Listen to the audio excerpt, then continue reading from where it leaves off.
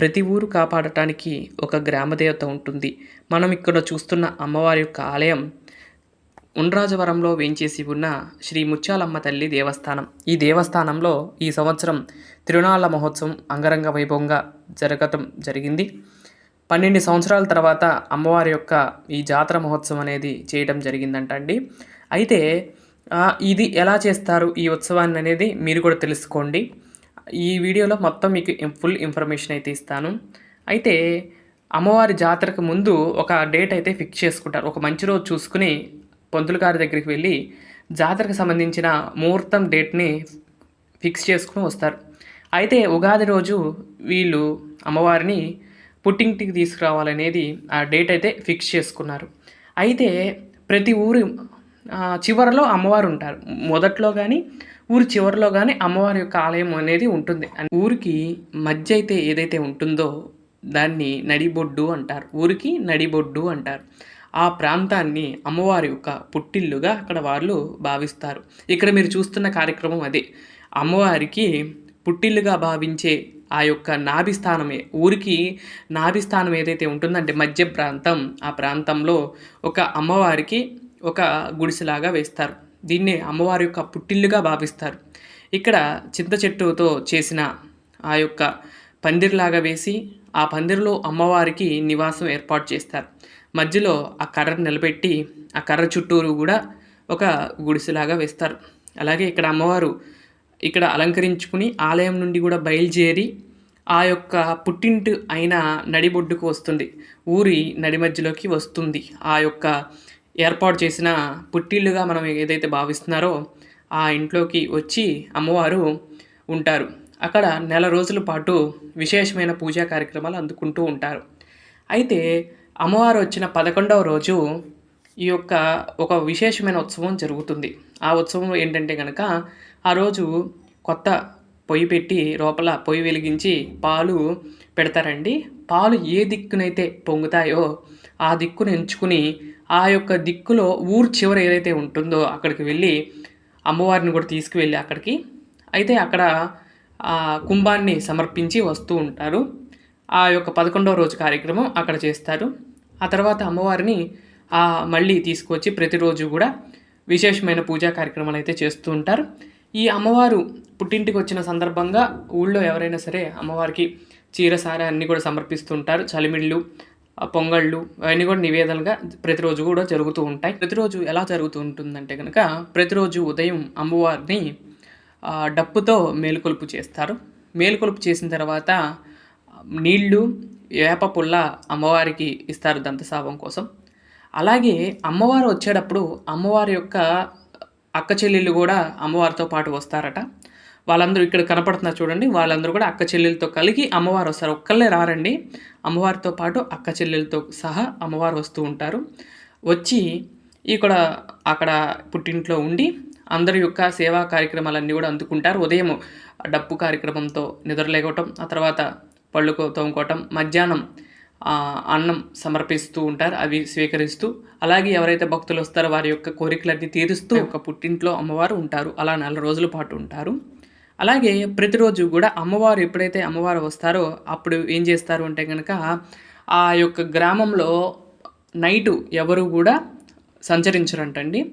ఆ సమయంలో అమ్మవారు గ్రామ సంచారానికి వెళ్తుందని భావిస్తూ అక్కడ ఎవరు కూడా నైటు 11 కాడ నుండి 3 వరకు ఎవరు కూడా బయటికి తిరగరు. ఊళ్ళో వాళ్ళైతే ఎవరు తిరగరు, అలా చేస్తారు. ఇక్కడ మీరు చూస్తుంది ఆలయం నుండి అమ్మవారు రావటం ఇవన్నీ కూడా చూస్తూ ఉన్నారు. అలాగే ఎవరైనా సరే అమ్మవారికి గరగలు సమర్పించాలి అనుకున్న వారు కూడా కొత్త గరగలను ఇస్తారు. అయితే అమ్మవారు కొన్ని రోజుల్లో అమ్మవారు ప్రతి ఇంటికి వస్తూ ఉంటారండి. వచ్చినప్పుడు అమ్మవారు వచ్చినప్పుడు అమ్మవారికి విశేషమైన సేవా కార్యక్రమాలు అయితే చేస్తూ ఉంటారు. అయితే అమ్మవారి యొక్క తిరునాళ్ళు అనేది మొన్న శుక్రవారం నాడు అంగరంగ వైభవంగా జరిగిందండి. ఆ రోజు ఏం చేస్తారు అంటే కనుక ఉదయం నుండి అమ్మవారు అక్కడ నుండి బయలుదేరి మొత్తం కూడా ఊరంతా కూడా వెళుతూ అందరి యొక్క సేవలు అంటే ఎవరైతే ఈ గ్రామ సేవ ఎందుకు చేస్తారు అంటే కనుక అమ్మవారికి ఎవరైతే భక్తులు ఎవరైతే భక్తులు రాలేకపోతున్నారో ముసలివాళ్ళు వాళ్ళు రాలేకపోతున్నారు, ఆరోగ్యం లేని వాళ్ళు, అలాంటి వాళ్ళు రాలేకపోతారేమోనని అమ్మే వచ్చి వారి యొక్క సేవలు అందుకుంటూ ఉంటుంది. అలా ప్రతి ఇంటికి వెళ్ళి అందరి యొక్క సేవా కార్యక్రమాలు అందుకుని మళ్ళీ ఆ రోజు సాయంత్రానికి వచ్చిందంటండి. రాగానే అమ్మవారిని శుక్రవారం మాత్రం ఎట్టి పరిస్థితుల్లో పుట్టింటికి వచ్చిన ఆడపిల్లని ఎవరు కూడా పంపించరు, అలాగే అమ్మవారిని కూడా పంపించలేదంటండి. శనివారం రోజు సాయంత్రం అయితే అమ్మవారి యొక్క సాగనింపే కార్యక్రమం అయితే చేశారంటండి. అయితే గ్రామంలో కూడా ఈ యొక్క తిరునాళ్ళు జరుగుతున్నాయి అంటే తిరునాళ్ళు లేదా సంబరాలు జరుగుతున్నప్పుడు కానీ అందరూ కూడా వస్తూ ఉంటారు. అలానే ఇక్కడ కూడా లోపల చూడండి, అమ్మవారి యొక్క లోపలైతే ఇలా ఉంటాయండి, గరుగులన్నీ కూడా అలా ఉంటాయి. ఇక్కడ మధ్యలో కనపడుతుంది చూడండి మెయిన్ అమ్మవారు, అక్కడ ముత్యాలమ్మ తల్లి ఫోటో కూడా ఉంటుంది. ఈ విధంగా అయితే అలా ఉంటుంది. లోపల అక్కడ నిలబెట్టింది పోతురాజు స్వామి వారు. ఇలా అయితే ఉంటారండి మొత్తం కూడా.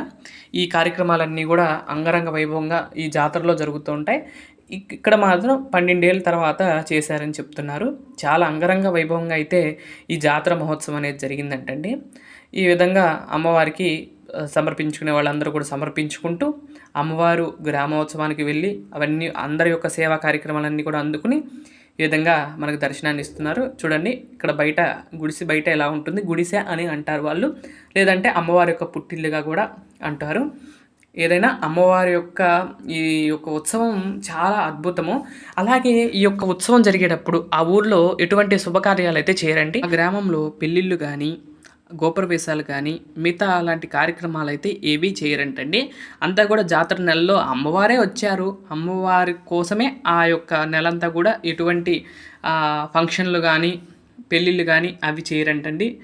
అలా వాళ్ళైతే అమ్మవారిని అలా భావిస్తూ అక్కడ చేస్తారు.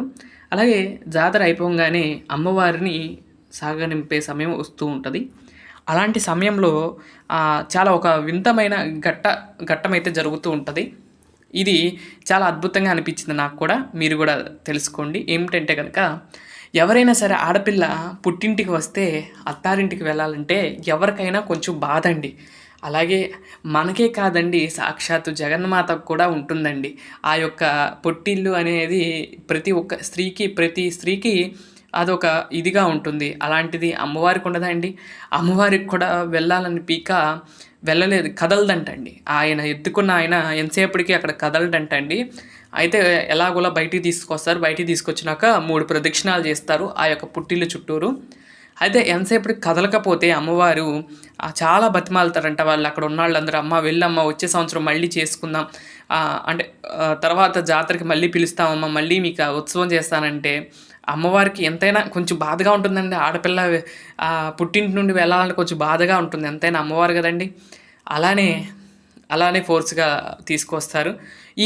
ఎంతసేపటికి అమ్మవారు కదలకపోతే అప్పుడు ఏం చేస్తారు అంటే కనుక ఏదైతే ఆ పుట్టిల్లు ఉందో ఆ పుట్టిల్లే లేకుండా చేస్తే అమ్మవారు వెళ్తారు అని అంటే అమ్మవారు ఇక్కడే ఉండిపోకూడదు, భక్తులందరినీ కూడా అనుగ్రహించాలి కాబట్టి అక్కడ ఆలయంలోకి తీసుకువెళ్ళాలి కాబట్టి ఆ యొక్క గుడిసెను కాలుస్తారటండి.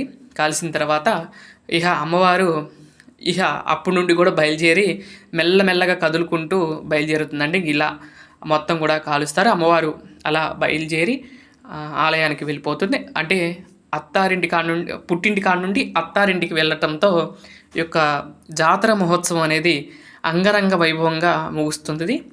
ఈ విధంగా చూడండి, అలా మొత్తం కూడా కాల్చేసేసి అసలు ఏం ఉంచరు. అమ్మవారు అప్పుడే కాల్చిన తర్వాత చూసి బాధతో అమ్మవారు, అంటే బాధ ఉంటుంది ఒక పక్కన, కానీ లోక రక్షణ కోసం అమ్మవారు అక్కడ బయలుదేరి అలా వెళ్తారంటండి. ఈ విధంగా ఈ యొక్క ఉత్సవం అనేది జరుగుతుందంటండి. ఈ జాతర మహోత్సవం మీరు గనక వెళ్తే తప్పకుండా కామెంట్ చేయండి. ఈ విధంగా అమ్మవారి యొక్క జాతర మహోత్సవాన్ని చూపించే భాగ్యాన్ని అమ్మవారు నాకు కలిగించారు. నేను కూడా అమ్మవారి యొక్క దర్శనం కోసం వెళ్ళొచ్చాను. చాలా అద్భుతంగా అనిపించారు అమ్మవారు కూడా. అలాగే మీరు కూడా చూస్తారని ఈ వీడియో అయితే మీకు అందిస్తున్నాను. వీడియో ఎలా ఉందో తప్పకుండా కామెంట్ చేయండి. అమ్మవారి యొక్క జాతర మహోత్సవం ఎలా ఉందో తప్పకుండా మరొక్కసారి కామెంట్ చేయవలసిందిగా నేను మరీ కోరుకుంటున్నాను.